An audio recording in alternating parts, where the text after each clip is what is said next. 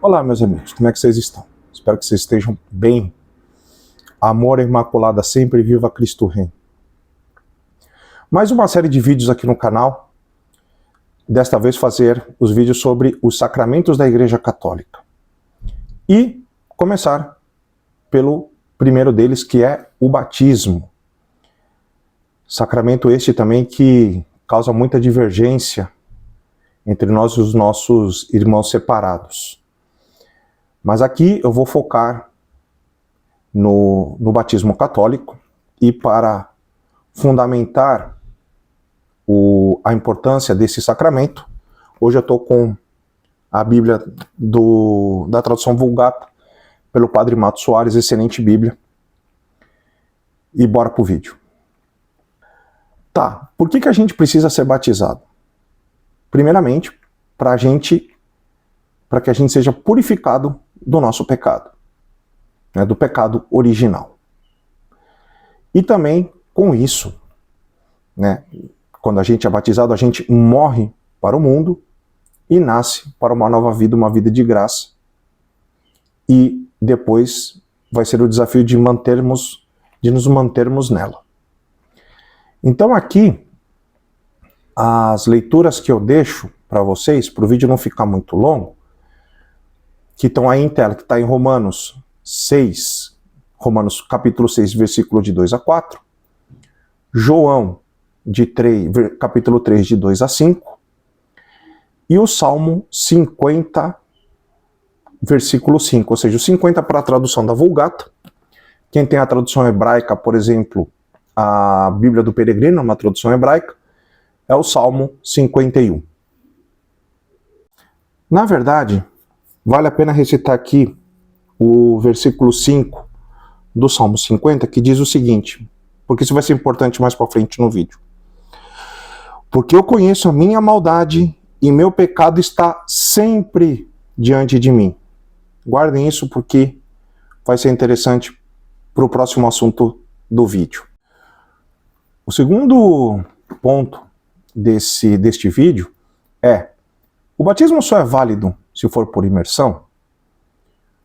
Muitos defendem que sim, né? Nossos amigos separados dizem que sim, mas na Bíblia em nenhum momento é dito que isso é obrigatório, né? Que esta é a única forma de ser batizado. Na verdade, o batismo ele é o quê? Ele é na vida cristã, né? Quando você aceita ser cristão, isso aqui é o primeiro passo da santidade, né? Então, existem exceções, né, de batismo, como por exemplo o batismo de fogo no livro de Lucas, no capítulo 23, versículo 43, onde o ladrão teve, na verdade, seu batismo de fogo, né, quando ele realmente se arrependeu dos seus pecados. Jesus prometeu que ele estaria no céu junto com ele, né, o ladrão estaria junto com Jesus no céu, no paraíso, naquele mesmo dia. Isso deixa da obrigatoriedade do batismo? Não. Foi uma forma diferente de batismo, que foi o batismo de fogo, que foi dado àquele homem naquele momento. Como também a exceção, né, porque sempre na Bíblia diz que nós morremos apenas uma vez, a exceção foi Lázaro, que morreu duas. Então existem exceções. Não há uma única forma de batismo. Né? Aqui eu deixo as leituras, né, do livro também de Atos, né, no capítulo 19, do versículo 1 ao 6. Atos 22, do capítulo 22, do versículo 12 a 16. Esse aqui vale a pena falar. Que aqui diz o seguinte: e um certo Ananias, homem segundo a lei, que tinha o bom testemunho de todos os judeus que ali viviam, vindo ter comigo, e pondo-se-me diante, disse-me, Saulo, né, que era o antigo nome de Paulo, antes do batismo, Saulo, irmão, recupera a vista. E eu, no mesmo instante, o vi a ele. E ele disse, o Deus de nossos pais te predestinou para que conhecesses a sua vontade, e visse o justo, ou seja, Jesus, e ouvistes a voz de sua boca, porque tu serás sua testemunha diante de todos os homens das coisas, das coisas que viste e ouviste. E agora que esperas tu? Levanta-te e recebe o batismo, e lava os teus pecados invocando o seu nome. Aqui nesse momento na conversão de Paulo não fala que ele foi imerso ou não. Teve a lavagem de seus pecados, daria a entender-se que foi com água corrente, né? E falando em água corrente, para criar um pouquinho de polêmica, falam que se fosse realmente o batismo somente por imersão, Jesus foi imerso nas águas do Rio Jordão. Ok. Então vamos levar isso realmente ao pé da letra. Jesus foi batizado num rio, lá havia água corrente, então, ou seja, as águas, se ele tivesse pecados, as águas levariam esses pecados embora. E então, quando se batiza em uma piscina, é água parada, queira ou não, é água parada. Só tem a recirculação da água da piscina, mas é uma água parada. O primeiro que fosse batizado, teoricamente estaria limpo. O segundo, talvez recebesse uma sujeirinha lá do primeiro. O terceiro dos dois anteriores, o quarto dos três, assim vai. Então, se for levar ao pé da letra, batismo por imersão na piscina, não é válido. Porque já que é para lavar os pecados, lavar as coisas a gente lava com água corrente, não com água parada. E outro ponto também é em Atos 2,41, onde foram convertidas e batizadas 3.000 pessoas. Como é que eles fariam a imersão de todo esse pessoal? Quantos metros quadrados de rio seria necessário para fazer isso e quanto tempo? Eis a pergunta. Só deixo para reflexão.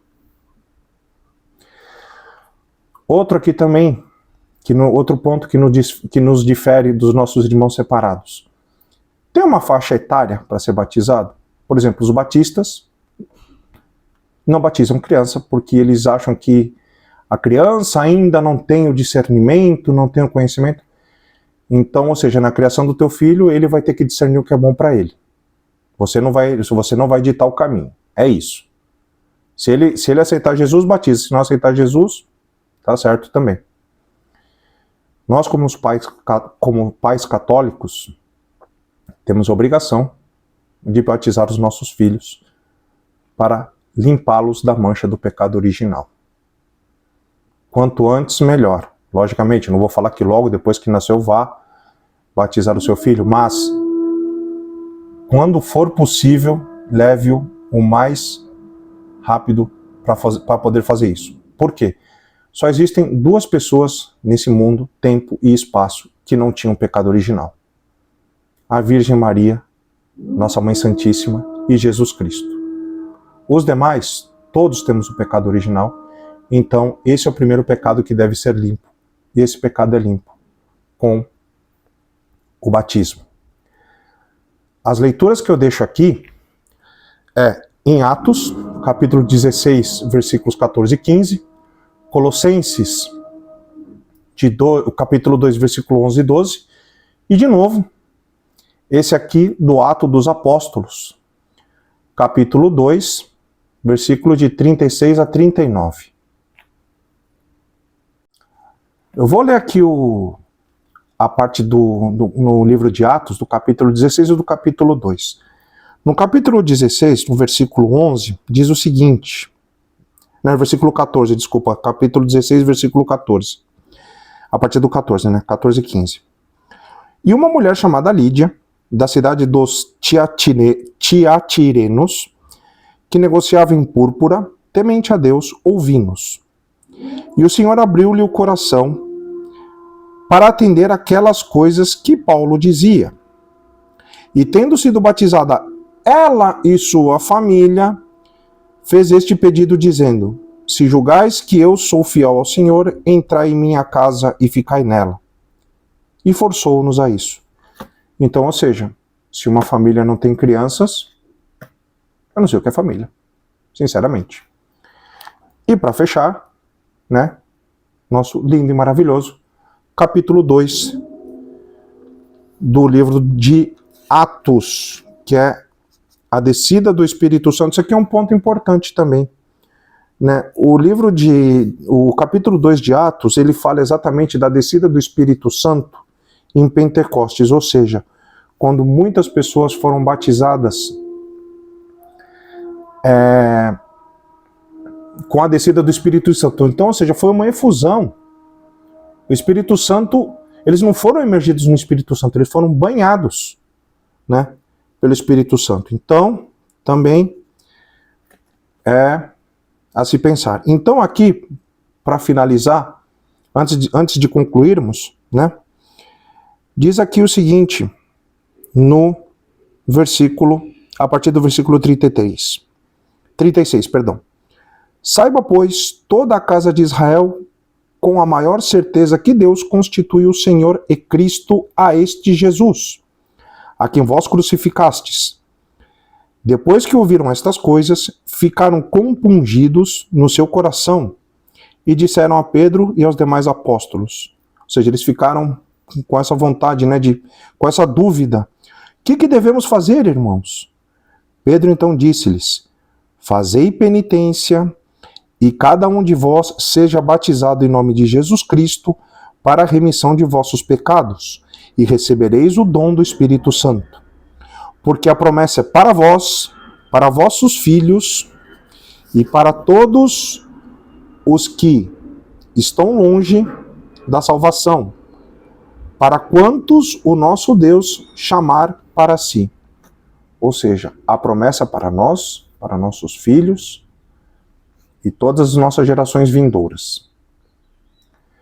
Mas uma promessa tem uma condição. E uma dessas condições para a nossa salvação é o batismo. Se nós não batizarmos nossos filhos, eles ficarão longe da promessa. Então, se nisso que eu acabo de ler, em Atos 16 e Atos 2, se aqui não está claro que crianças podem e devem ser batizadas, eu já não sei mais o que comentar. E, para fechar, aqui eu colocar o PowerPointzinho da conclusão, o batismo é o primeiro passo no caminho para a santidade. E a sua validade, que em todos esses versículos que eu citei aqui, sempre é citada a Santíssima Trindade. O Pai, o Filho e o Espírito Santo. O Deus uno e trino.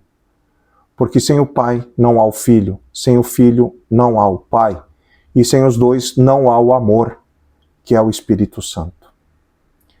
Espero aí que esse vídeo tenha sido de valia para vocês. Se esclareceu muita coisa, fico muito feliz. Se não, sempre com aquela máxima do respeito, vamos debater aqui nos comentários. Que salve Cristo Rei e viva a Imaculada sempre, meus queridos. Um dia muito abençoado a vocês.